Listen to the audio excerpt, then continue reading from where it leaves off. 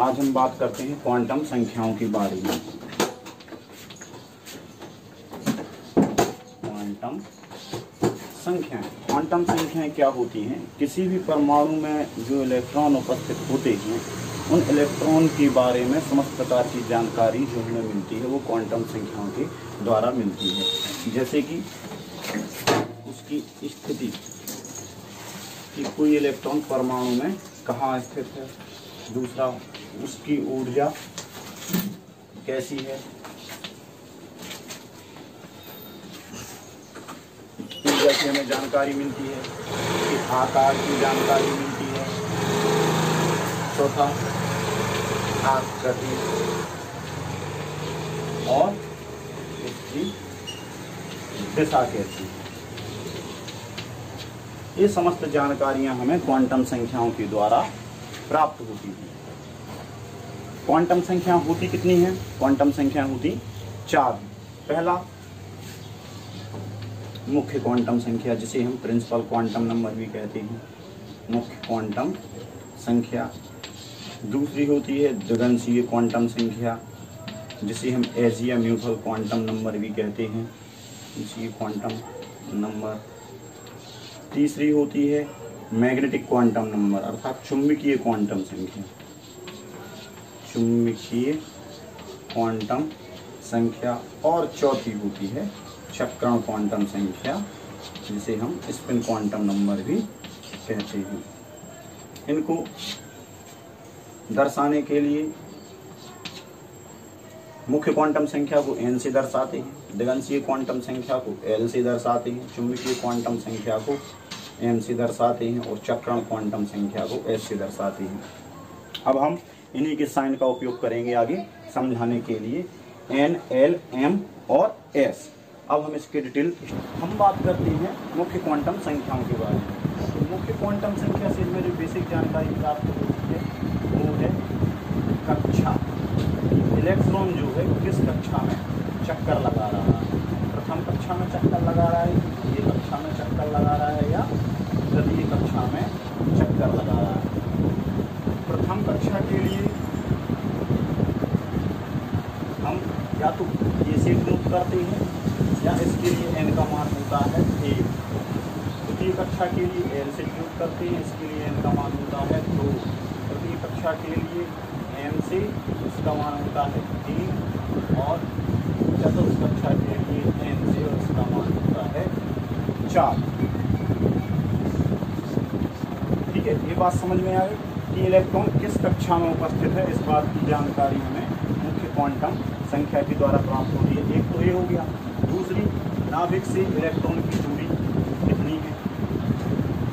नाभिक से जैसे इलेक्ट्रॉन की दूरी बढ़ती है तो इसकी परमाणु का आकार का हमें पता चलता है कि परमाणु का आकार छोटा होगा कि बड़ा होगा। इस प्रकार से कह सकते हैं कि कक्षा की जानकारी प्राप्त होती है।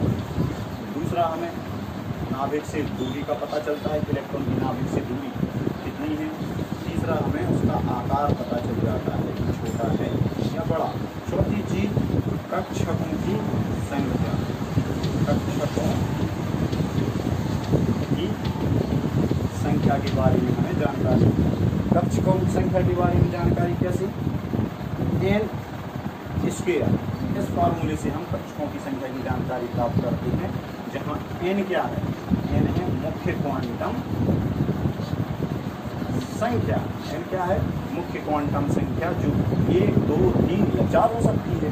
जिस कक्षा में इलेक्ट्रॉन उपस्थित है उसका मान यहाँ आएगा। अगर प्रथम कक्षा में है 1 का स्क्वायर बराबर 1, द्वितीय कक्षा में है 2 का स्क्वायर बराबर 4, तृतीय कक्षा में है 3 का स्क्वायर बराबर 9 और चतुर्थ कक्षा में 4 का स्क्वायर बराबर 16। 16 कक्षक होंगे यहाँ, 9 कक्षक होंगे यहाँ, 4 कक्षक होंगे यहाँ। एक कक्षक होगा प्रथम कक्षा में 1 कक्षक होगा, द्वितीय कक्षा में 4 कक्षक होंगे, तृतीय कक्षा में 9 कक्षक होंगे, चतुर्थ कक्षा में 16 कक्षक होंगे। इसी प्रकार इन कक्षाओं में इलेक्ट्रॉन की संख्या क्या होगी? इलेक्ट्रॉन की संख्या, इसे हम निम्न फॉर्मूले से निकाल सकते हैं, 2n स्क्वायर। n बराबर क्या है, मुख्य क्वांटम संख्या। अगर प्रथम कक्षा की बात करें तो 2 गुणा 1 का स्क्वायर बराबर 2, अर्थात प्रथम कक्षा में 2 इलेक्ट्रॉन होंगे, द्वितीय कक्षा में 2 का स्क्वायर कितने 8 इलेक्ट्रॉन होंगे, तृतीय कक्षा की बात करें 3 का स्क्वायर 18 इलेक्ट्रॉन होंगे, और चतुर्थ कक्षा की बात करें तो यहाँ पर 32 इलेक्ट्रॉन होंगे। इस प्रकार हमें मुख्य क्वांटम संख्या से निम्न जानकारियाँ प्राप्त हो जाती हैं। करते हैं द्विवंशी क्वांटम संख्या के बारे में। जैसे हमने पहले ही बताया था कि जो हाइड्रोजन स्पेक्ट्रम है, हाइड्रोजन स्पेक्ट्रम अगर हम ध्यान से देखें तो महीन रेखाएं प्राप्त होती हैं। हाइड्रोजन स्पेक्ट्रम में ये महीन रेखाएं प्राप्त होती हैं, लेकिन अगर इन्हें भी हम और ध्यान से देखें तो ये जो रेखाएं हैं ये और महीन छोटी छोटी रेखाओं में बटी होती है।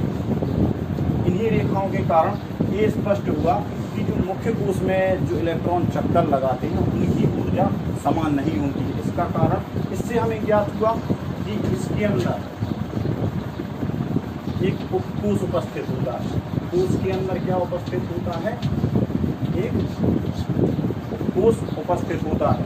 इसी के कारण इसकी स्थिति घूर्णन ऊर्जा के कारण ये ऊर्जाएं अलग अलग होती हैं। तो एक बात यहाँ पे सिद्ध हुई कि जो एजियाम्यूथल क्वांटम नंबर है उससे हमें उपकोश की जानकारी प्राप्त होगी। उपकोश कौन कौन से होते हैं, एस, बी, डी और एफ, और इन उपकोशों की जो तुलनात्मक ऊर्जा होती है उसका भी हमें ज्ञान होता है। तुलनात्मक ऊर्जा, तुलनात्मक ऊर्जा से मतलब कि किसकी ऊर्जा ज़्यादा होगी, किसकी ऊर्जा कम होगी। इससे हमें पता चलता है एस की ऊर्जा कम, पी की ऊर्जा ज़्यादा, उससे ज़्यादा डी की और सबसे ज़्यादा एफ की ऊर्जा होती है। कहने का मतलब ये है जैसे जैसे हम उच्च ऊर्जा स्तर में जाते हैं अर्थात उच्च कक्षा में जाते हैं ऊर्जा का मान बढ़ता जाता है। इसके बाद तीसरी चीज़ हमें जो प्राप्त होती है आकृति।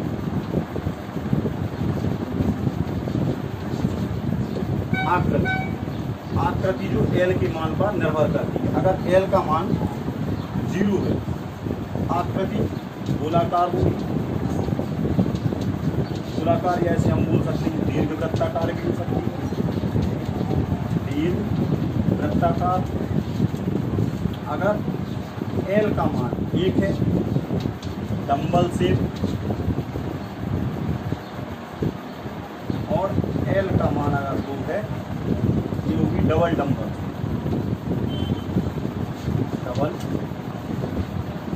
डंबल। तो इस प्रकार से हमें द्विवंशी क्वांटम संख्या से उपकोश की जानकारी, उसकी तुलनात्मक ऊर्जा की जानकारी और उसकी आकृति क्या होगी उसके बारे में हमें जानकारी प्राप्त होती है। इसके बाद हम इसकी वैल्यू निकालते कैसे हैं इस पर चर्चा करते हैं। सबसे पहले ये बात ध्यान देने के लिए है कि इसे हम डिनोट किससे करते हैं, एल से। और जो एल का मान है ये एन के मान पर निर्भर करता है। एल का मान किसके मान पर निर्भर करता है, एन के मान पर। अगर हम कुल मानों की बात करें, कुल मतलब कुल कितने मान होंगे,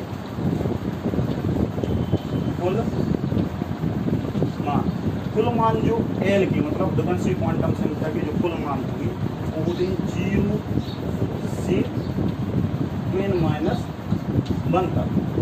n मुख्य क्वांटम संख्या है। अगर n का मान 1 हुआ तो यहाँ पर आंसर आया 0। 0 से 0 n1 मतलब प्रथम कक्षा की हम बात कर रहे हैं। और प्रथम कक्षा के लिए l का जो मान होगा केवल एक मान होगा जो होगा 0, केवल एक मान होगा जो होगा 0। इसी प्रकार से अगर हम द्वितीय कक्षा की बात करें तो n की जगह पे 2 - 1 बराबर 1। तो इसके कितने मान होंगे, 0 से 1 तक मतलब 2 मान होंगे 0 और 1। इस प्रकार से हम l के मान निकाल सकते हैं। अगर हम यहाँ पे वैल्यू 3 रखें, 3 - 1 बराबर 2, कितने मान होंगे 0 से 2 तक, मतलब 0, 1 और 2 ये एल के मान निकलेंगे। कुल मान कितने निकलेंगे, 3। इस प्रकार से हम एल के कुल मान निकाल सकते हैं। ये बात समझ में आ गई होगी। इसके बाद हम आगे बढ़ते हैं कि विभिन्न उपकोषों के लिए एल का मान क्या होगा। विभिन्न उपकोष जैसे एस, बी, डी और एल, इनके लिए एल का मान है, एस के लिए होता है 0, बी के लिए होता है 1, डी के लिए होता है 2 और एफ के लिए होता है 3। ये विभिन्न उपकोषों के लिए एल के मान हैं। अब हम अगर एन की वैल्यू के आधार पे एल के मान निकालें, एन की वैल्यू, एल के मान इस चार्ट के द्वारा हम समझ सकते हैं। किस प्रकार से इसके मान निकालेंगे। एन बराबर 1 है, एन बराबर 1 है, एल का मान कितना होगा। एल का मान होता है n - 1। कहाँ से, 0 से। अगर हम 1 का मान यहाँ रखेंगे तो यहाँ एल का मान होगा 0। तो 0 कौन सा कक्षक, एस कक्षक। एस के लिए एल का मान कितना है 0। अगर 0 आया तो एस कक्षक। एन का मान अगर 2 है तो यहाँ एल के कितने मान होंगे, 2 में से 1 जाएगा तो 1, यहाँ एल के होंगे 2 मान। एक तो होगा 0, एक होगा 1। 0 के लिए कौन सा कक्षक होगा, एस, और 1 के लिए कौन सा कक्षक होगा, पी। ये बात समझ में आ रही है। इसके बाद अगर हम n की जगह 3 वैल्यू रखें, 3 - 1 बराबर 2, तो 0 से 2 तक मान होंगे। 0 से 2 मतलब 0, 1 और 2। तो यहाँ पे 0 के लिए एस कक्षक, 1 के लिए डी कक्षक और यहाँ पे 2 के लिए डी कक्षक, 2 के लिए डी कक्षक। ये बात मैं बता दूँ। इसी प्रकार से हम चौथी कक्षा के लिए निकाल सकते हैं। अगर चौथी कक्षा के लिए n का मान 4 है, 4 - 1 मतलब 0 से 3 तक मान होंगे। 0 से 3 तक, 0, 1, 2 और 3 मतलब कुल कितने मान होंगे, 4। 1, 2, 3 और 4 कुल मान होंगे 4, जो होंगे 0, 1, 2 और 3। यहाँ पे 0 के लिए एस, बी के लिए 1, डी के लिए 2 और एफ के लिए 2। इस प्रकार से हम विभिन्न कक्षकों के लिए एन से एल के मान निकाल सकते हैं। इस प्रकार हम बात करते हैं चुंबकीय क्वांटम संख्या के बारे में। इसके बारे में हम थोड़ा बता दें कि जो इलेक्ट्रॉन्स होते हैं, इलेक्ट्रॉन्स कक्षाओं में चक्कर लगाते हैं और तो इसकी घूर्णन गति से या ऑर्बिटल गति से एक विद्युत क्षेत्र उत्पन्न होता है, और जो चारों तरफ विद्युत क्षेत्र उत्पन्न होता है, इसी से एक चुंबकीय क्षेत्र उत्पन्न हो जाता है।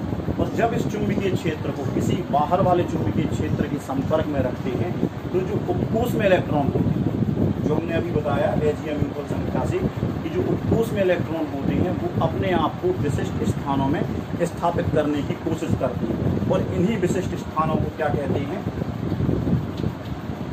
कक्षक। कक्षक के बारे में हम पहले भी पढ़ चुके हैं।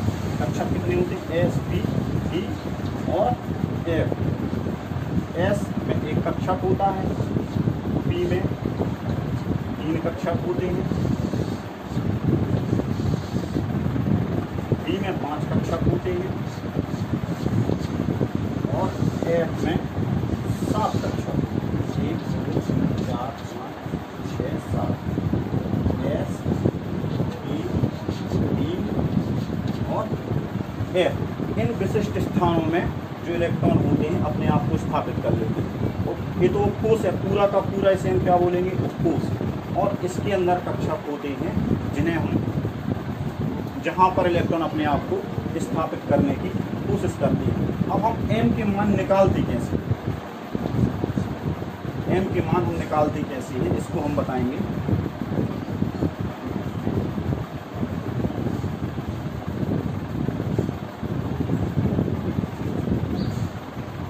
का जो मान होता है वो एल पर डिपेंड करता है। जैसे कि एल का मान एन पर डिपेंड कर रहा था, उसी प्रकार एम का मान होता है एल पर डिपेंड करता है, एल पर डिपेंड करता है। एम बराबर होता है 2l + 1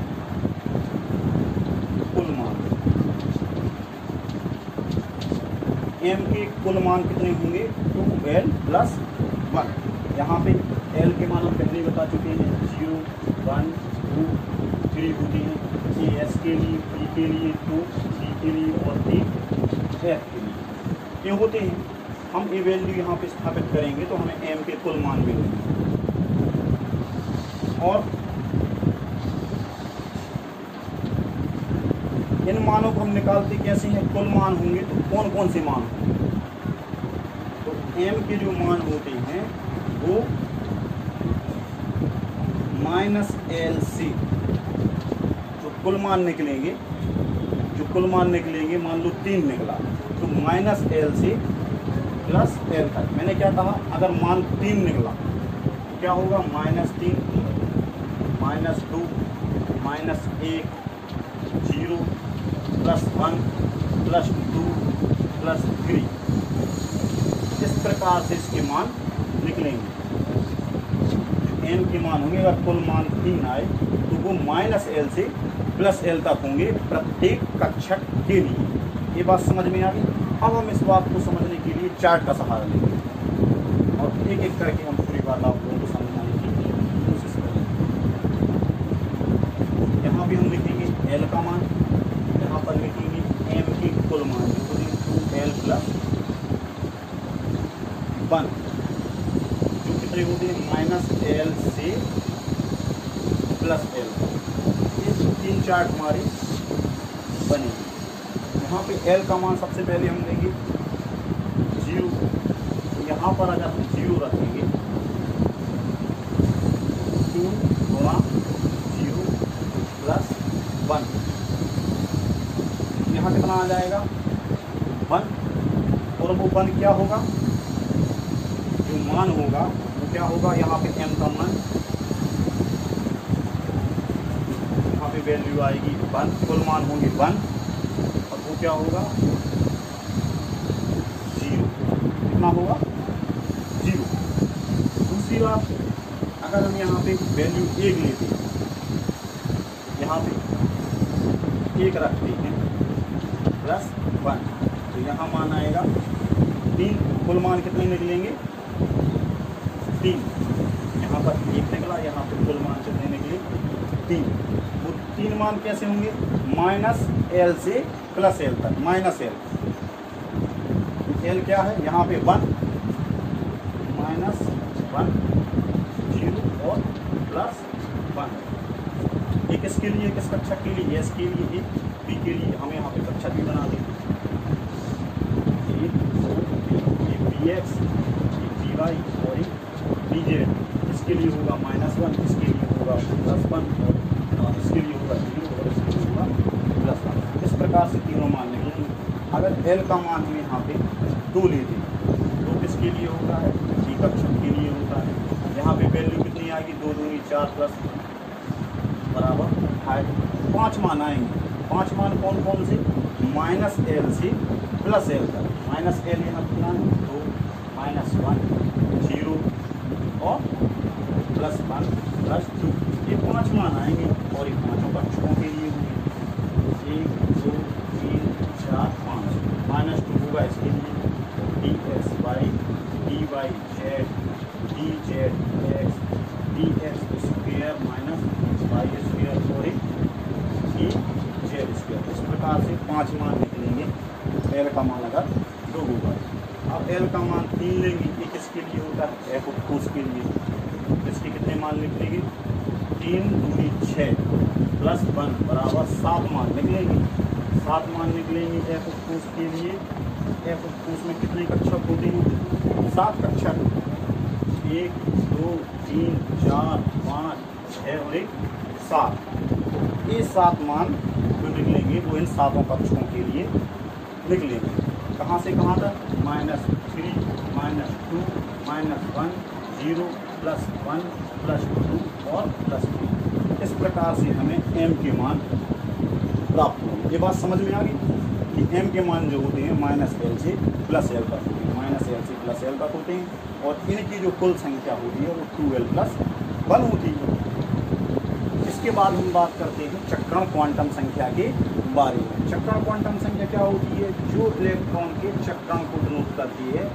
इलेक्ट्रॉन क्लॉकवाइज घूम रहा है अथवा एंटी क्लॉकवाइज। क्लॉकवाइज मतलब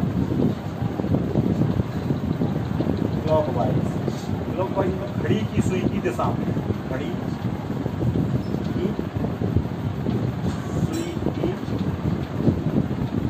दिशा में इलेक्ट्रॉन घूम रहा है या एंटी क्लॉकवाइज, एंटी क्लॉकवाइज, घड़ी की सुई की विपरीत दिशा में, जिसे हम दक्षिणावर्त भी बोलते हैं, दक्षिणावर्त, और इसे हम वामावर्त भी बोलते हैं, घड़ी की सुई की दिशा इस प्रकार होती है, ऐसे ऐसे घूमती है ना घड़ी, ऐसे। और घड़ी की सुई की विपरीत दिशा की बात करें तो इस प्रकार इलेक्ट्रॉन घूमेगा, इस प्रकार। और कक्षकों में हम इस प्रकार से बता सकते हैं कि अगर 3 कक्षक हैं पी के, तो इलेक्ट्रॉन भरने का क्रम क्या होता है, पहले तो इलेक्ट्रॉन क्लॉकवाइज भरे जाते हैं। अगर पहला इलेक्ट्रॉन भरा जाएगा तो एक क्लॉकवाइज रहेगा, फिर दूसरा भरा जाएगा, फिर उसके बाद तीसरा रहेगा। जब ये तीनों कक्षक भर जाएंगे फिर रिपीटिशन होगा और जो दूसरा इलेक्ट्रॉन आएगा वो एंटी क्लॉकवाइज रहेगा। इस प्रकार से चक्रण क्वांटम संख्या है वो हमें यह जानकारी देती है कि जो इलेक्ट्रॉन का चक्रण है वो क्लॉकवाइज है अथवा एंटी क्लॉकवाइज है। उसके बाद हम ब्रीफ स्टडी करते हैं इन चारों क्वांटम संख्याओं के बारे में, और हम बताएंगे कि किसी भी इलेक्ट्रॉन की चारों क्वांटम संख्याओं को हम किस प्रकार निकाल सकते हैं। मुख्य क्वांटम संख्या के बारे में पढ़ा, जिसे हम एन से दर्शाते हैं। ये कक्षकों के बारे में हमें बता दें, जो इसका मान 1, 2, 3 या 4 हो सकता है। जिस कक्षा में इलेक्ट्रॉन पहली में है तो 1, दूसरी में है तो 2, तीसरी में है तो 3 और चौथी में है तो 4। ये मान हम किस कक्षा में इलेक्ट्रॉन जा रहा है उससे हम प्राप्त कर सकते हैं। अब बात आई एल के मानों की। एल के मान एस, पी, डी और एफ कक्षकों के लिए 0, 1, 2 और 3 होगी। इससे हमें उस इलेक्ट्रॉन की संख्या प्राप्त हो जाएगी। इसके बाद एम की हम बात करें, मैग्नेटिक क्वांटम नंबर की, तो एस कक्षक के लिए इसका मान कितना निकलता है, 0। एस कक्षक। पी कक्षक कितनी होती है, 3, 1, 2, 3। पी एक्स, पी वाई और पी जेड। पी के लिए एल का मान कितना है, 1, और एम का मान -L से +L तक होता है, मतलब -1, 0 और +1। तो अगर इस कक्षा में इलेक्ट्रॉन है, इस कक्षक में इलेक्ट्रॉन है तो -1, इधर है तो 0 और इधर है तो +1 उसका मान होगा। इसी प्रकार से डी कक्षक के लिए -2, -1, 0, +1 और +2। इस प्रकार से डी कक्षक के लिए मान होंगे, यहाँ होगा तो -2, यहाँ होगा तो -1, यहाँ होगा 0, यहाँ +1 और यहाँ +2। इसी प्रकार से एफ कक्षकों के लिए 1, 2, 3, 4, 5, 6 और 7, -3, -2, -1, 0, +1, +2, +3। इस प्रकार से इलेक्ट्रॉन के लिए मैग्नेटिक क्वांटम संख्या के मान होंगे एफ कक्षक के। ये तो तीनों क्वांटम संख्याएं कक्षकों के लिए क्या क्या मान होंगे उनकी बात है। और अब बात आती है स्पिन क्वांटम नंबर की। स्पिन क्वांटम नंबर में 2 मान होंगे। अगर क्लॉकवाइज इलेक्ट्रॉन क्या है, अगर क्लॉकवाइज है तो इसका मान होगा +1/2, और अगर एंटी क्लॉकवाइज है तो उसका मान होगा -1/2। हम इसी में देख लेते हैं। मान लो डी कक्षक की हम बात करें तो डी कक्षक में पहले इलेक्ट्रॉन सीधे सीधे भरे जाएंगे क्लॉकवाइज। जब पूरे डी कक्षक भर जाएंगे अर्थात एक इलेक्ट्रॉन उनमें हो जाएगा तब उसमें रिपीटेशन होगा। तो जब क्लॉकवाइज रहेंगे +1/2 होगा एस का मान सबके लिए, +1/2, +1/2, +1/2 और +1/2। अब जो दूसरे इलेक्ट्रॉन यहाँ पे आएंगे वो एंटी क्लॉकवाइज आएंगे, एंटी क्लॉकवाइज। इनके लिए इनके मान होंगे -1/2। इस प्रकार से हम किसी भी इलेक्ट्रॉन के लिए चारों क्वांटम संख्याएं निकाल सकते हैं। एक एग्जाम्पल के द्वारा समझने की कोशिश करेंगे कि किसी भी इलेक्ट्रॉन की चारों क्वांटम संख्याएं हम किस प्रकार निकाल सकते हैं। अगर क्वेश्चन आपको मिलता है कि 7वें इलेक्ट्रॉन की चारों क्वांटम संख्याएं निकालिए, तो सबसे पहले हम लिखेंगे उसका इलेक्ट्रॉनिक विन्यास। इलेक्ट्रॉनिक विन्यास, सोडियम का जो परमाणु क्रमांक होता है वो 11, इसका इलेक्ट्रॉनिक विन्यास कैसे लिखा जाएगा 1s2। अब पाव सिद्धांत से जो पहले की क्लास में मैं बता चुका हूँ 1s2, 2s2, 2p6 और 3s1, इस प्रकार से इलेक्ट्रॉन भरने का क्रम है। कितने इलेक्ट्रॉन होंगे 2, 2, 4, 6, 10 और 1, 11। हमने 7वें इलेक्ट्रॉन का पूछा, तो 7वां इलेक्ट्रॉन कहाँ है 2p6 में। हम इसकी संरचना बनाते हैं तो ये 4 इलेक्ट्रॉन हो चुके हैं, 2 और 2 4, यहाँ पर होगा 5वां इलेक्ट्रॉन, यहाँ पर होगा 6वां और एक 7वां। अब इसके लिए हमें चारों क्वांटम संख्याएं निकालनी है। तो जो n का मान है वो तो यहीं से आ जाएगा, जैसे ही हम इलेक्ट्रॉनिक विन्यास निकालेंगे तो n का मान यहाँ से आ जाएगा मुख्य क्वांटम संख्या के लिए। मुख्य क्वांटम संख्या हमारी कितनी होगी, मुख्य क्वांटम नंबर, मतलब दूसरी कक्षा में इलेक्ट्रॉन, तो n बराबर कितना हो गया, n बराबर 2 हो गया। अब हमें निकालना है l का मान। l का मान p के लिए कितना होता है, अभी मैंने बताया l का मान जो होता है p के लिए होता है 1। अब हमें m का मान निकालना है। m का मान कैसे निकालते हैं, -l से +l तक, -1, 0 और +1। तो यहाँ m का मान कितना हुआ इसके लिए +1। अब s का मान, तो यहाँ पर चक्रण जो है वो क्लॉकवाइज है, तो इसका मान कितना निकलेगा +1/। इस प्रकार से हम चारों क्वांटम संख्याओं के बारे में बता सकते हैं। हम एक और एग्जांपल देख लेते हैं, इसी में कोई और इलेक्ट्रॉन ले लेते हैं। मान लो हमने 11वां इलेक्ट्रॉन ले लिया, सोडियम का 11वां इलेक्ट्रॉन। सोडियम का जो परमाणु क्रमांक होता है वो 11, इसका 11वां इलेक्ट्रॉन कहाँ जाएगा 1s2, 2s2, 2p6 और 3s1, कहाँ जाएगा 3s1। यहाँ पे चारों इलेक्ट्रॉनों चारों क्वांटम संख्याएं हमें निकालनी है। n का मान यहाँ पर कितना है 3 है ना, 3, क्योंकि तीसरी कक्षा में इलेक्ट्रॉन है। n का मान 3। l का मान s के लिए कितना होता है 0। m का मान कितना होगा, m का मान भी 0 होगा, क्योंकि m का मान l पर निर्भर करता है, -l से +l तक। इसमें माइनस लगाओ चाहे प्लस लगाओ, रहेगा तो 0। और s का मान निकालना है स्पिन क्वांटम नंबर का। यहाँ पे केवल एक ही इलेक्ट्रॉन है जो क्लॉकवाइज रहेगा, पहला इलेक्ट्रॉन, इसका मान होगा +1/। इस प्रकार से हम चारों क्वांटम संख्याएं किसी भी इलेक्ट्रॉन की किसी भी परमाणु में निकाल सकते हैं। इसके बाद एक इम्पोर्टेंट रूल और है जिसे बोलते हैं पाउली का अपवर्जन।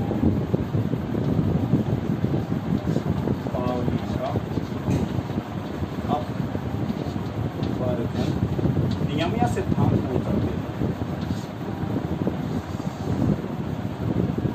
इसका जो पाउली का अपवर्जन नियम है, इनका कहना है कि किसी भी परमाणु के सभी इलेक्ट्रॉनों की चारों क्वांटम संख्या या 2 इलेक्ट्रॉनों की चारों क्वांटम संख्या कभी बराबर नहीं हो सकती। अगर 3 क्वांटम संख्याएं बराबर हो भी जाती हैं, चौथी क्वांटम संख्या कभी भी बराबर नहीं हो सकती है। जैसे अगर n का मान बराबर हो जाता है 1, l का मान बराबर हो जाता है मान लो 0, m का मान भी 0, तो हमें s के मान कितने प्राप्त हो सकते हैं +1/2 या -1/2। अगर हम s के इलेक्ट्रॉन की बात कर रहे हैं,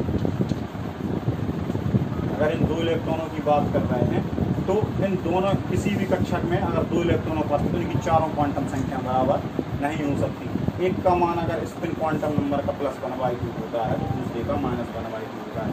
ये पाउली का अपवर्जन नियम है, जिसे आपको याद रखना है कि ये सिद्धांत हमें बताता है कि किसी भी कक्षक में उपस्थित इलेक्ट्रॉनों की चारों क्वांटम संख्याएं कभी भी बराबर नहीं हो सकती। ये थी क्वांटम नंबर की पूरी थ्योरी। उम्मीद है कि आप लोगों को समझ में आएगी।